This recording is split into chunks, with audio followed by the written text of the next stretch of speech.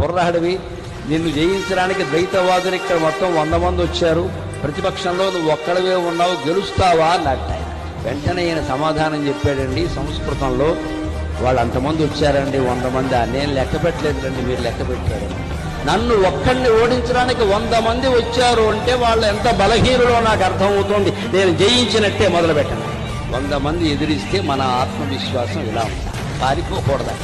100 మంది నన్ను ఓడించడానికి వచ్చారు అంటే వాళ్ళు ఎంత బలహీనులో అర్థమవుతోంది. లేదా ఒక్కడిని వాదనలో జయించడానికి ఒక్కరు రావాలి కానీ 100 మంది ఎందుకంటే పని లేక, వాళ్ళ మీద వాళ్ళకే నమ్మకం లేక ఓ మంద కింద వచ్చారనమాట.